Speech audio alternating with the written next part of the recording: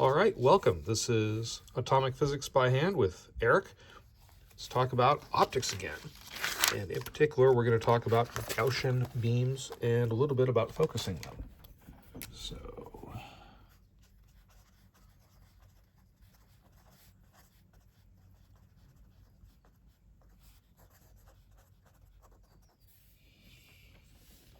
So we're going to purely deal with intensity, not E field. So we're going to ignore phase and curvature in the field. So to start with, let's say this is also known as a TEM 00 mode or an ideal Gaussian beam. So this essentially acts as a reference. It is cylindrically symmetric, and it occurs in lots of places in real life. So for instance, output of single mode fibers of gas lasers like a Heaney is going to be pretty Gaussian. So it's a useful reference point for us to start with. So the intensity cross-section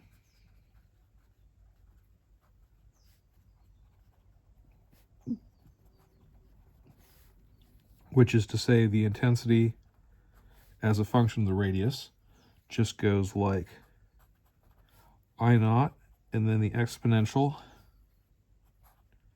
-2 r squared over w squared, where w is the waste. So what does this look like in practice? So if we look at a cross section here, and we go up 1, 2, 3, 4, 5. So if we set that as a maximum, set that as 0. Let's take and put markers here and here and here, here and here and here. So we're going to have that this is going 1 beam waste out, 2 beam waste out, 3 beam waste out, beam waste out, 2 beam waste out, 3 beam waste out. So, and that's going to be roughly a half a beam waste there. Okay. So if we've got this, if we're going 1 beam waste out, that's the exponential of -2. So that's going to put us at about 13%. So we've got 5 divisions here. So that's 20%. So 13% is going to sit, right about there and right about there.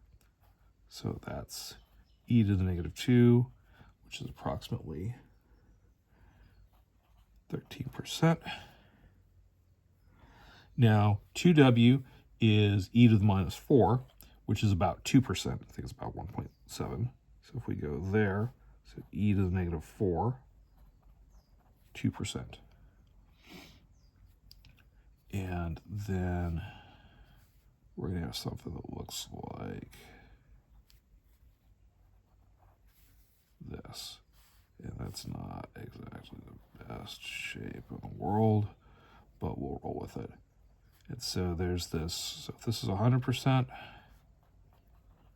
I naught, this 50% point is the full waste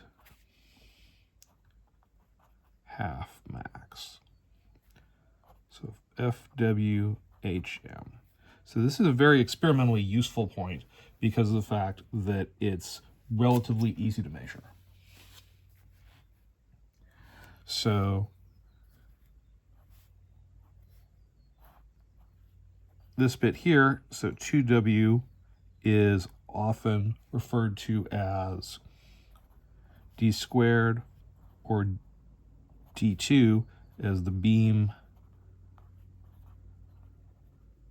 diameter, and 2W to 2W is often referred to as D4 sigma. So for instance, if you look on a Thorlabs beam profiler, you'll often see D2 and D4. And so the thing is that for non-ideal beams, this is often much wider.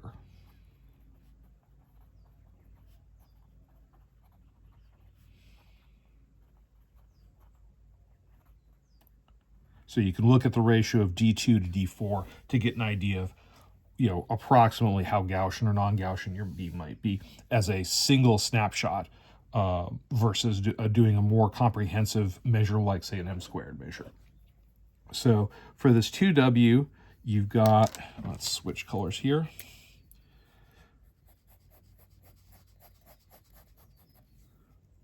That's enclosing roughly 80%, 86% of the total power is inside of the beam diameter. Now, that doesn't say that the wings aren't important, because if you're just passing through an aperture that's the beam diameter wide, you're going to get lots and lots of ripples from interference. But as a rough approximation, this is where most of the power is sitting in the system. So likewise, this full width half max is related to the beam diameter. So 2W, which is equal to, let's call this D naught, is about equal to 1.7 times the full width half max. So the full width half max is roughly the beam diameter, very, very, very crudely. If you want the exact relationship, the full width half max, and you can get this by just setting the intensity to 1/2 the maximum intensity, is equal to the beam waist W times the square root of 2 natural log 2. And that is approximately 1.177 times the beam waist. So beam waist W. So if you think about this in the context of the electric field is dropping like 1 over E by the size of the beam waist. But then we take the absolute value squared of that to get the intensity. So that's why we've got this 2 running around in here. And as part of this, we are ignoring the E field. We're just talking about the intensity because we want to have a basic understanding of how this is working rather than an in-depth investigation. Okay, so if we integrate this all up, so across the entire thing, so if we go R is equal to 0 to infinity, and we also account for the fact that, R dr is dA, and we integrate 0 to 2 pi on d phi of the intensity as a function of R, we get the power, and that gives us a normalization value. I naught is equal to 2 times the power P naught over pi W squared. So that makes sense that the intensity is going to go as a function of this area like quantity. So pi omega squared gives us a circle of radius W, and that makes sense that that's enclosing most of the power. Okay. So the problem is that the beam waist varies with space as the beam propagates.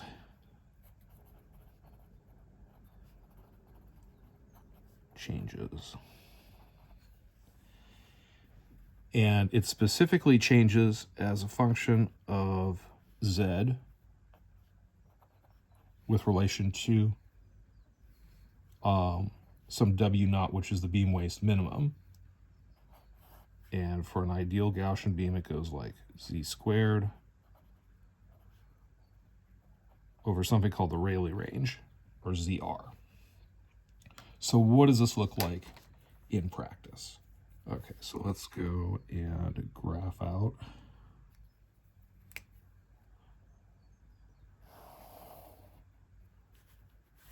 So here we've got our optical axis Z, and we're going to go put the middle right there. Now I'm going to map out, call this 14 and 0. We're going to go to 4 here, 4 here, 4 here, and 4 here. And we will put that across. So in a ray picture, which is what we did on the previous video, think about these rays coming in to the focus and then coming back out. And in the ray picture, you get infinite intensity at the focus, which we know is not true, because like everything else that I teach, it's, hopefully mostly true, but there will always be reasons why it's not true. Some limit that it's not going to work in. So here we're now going to be taking account of some of the wave nature of light, and that gives us, when we focus down, a beam waste in the most ideal case. So we're going to go, don't want to move that around too much. Let's say we've got a beam waste that is here. So this is the minimum diameter, and then as we go out, we start to match this hyperbola. And likewise, we're going to come in here, and we're going to come out here. All right, so here we've got a region of converging light. Here we've got diverging light. And for funsies, we can think about putting a lens here. And so then this distance just becomes the focal length.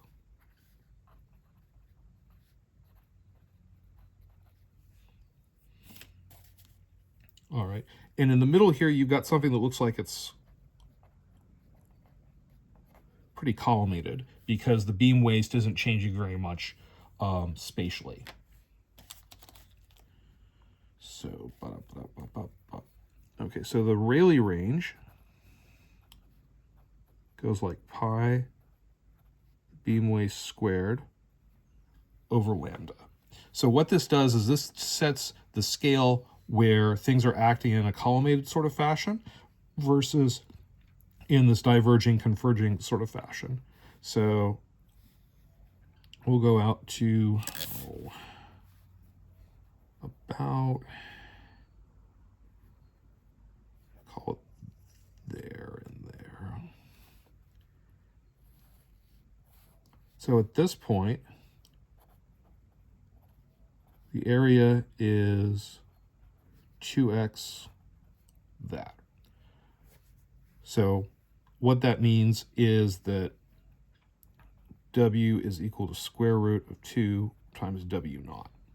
And so this is the Rayleigh range. So inside of this box, we're roughly collimated. Outside of this box, we're acting divergent or not divergent. Collimated is, wave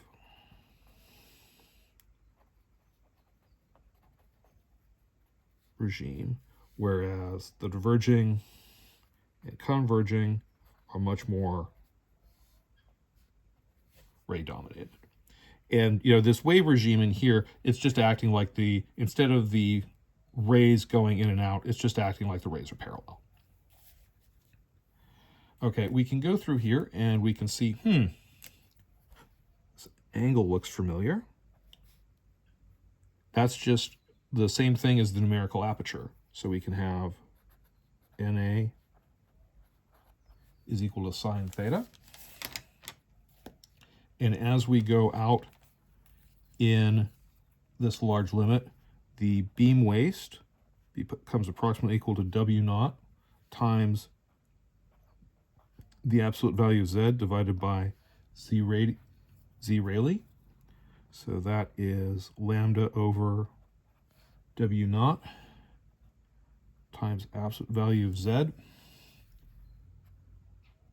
divided by pi. So here we're in this linear regime for large distances. So this is an approximation when we're away from the focus center. So, and we'll just say, 2W naught is equal to D naught, the beam diameter. And I did not put mute on that computer. Oh well. Okay. So what else do we want to say? All right, that's sine theta. So for small na,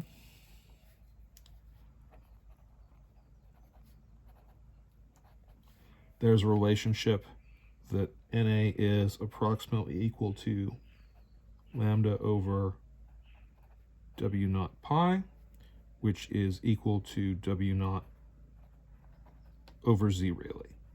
So what this is doing is this is setting, when you're not having the NA cranked up too high, how big the focus is versus how big your spot is, say, on your lens when you're focusing down. All right, hopefully that was helpful, and I'll see you in the next one.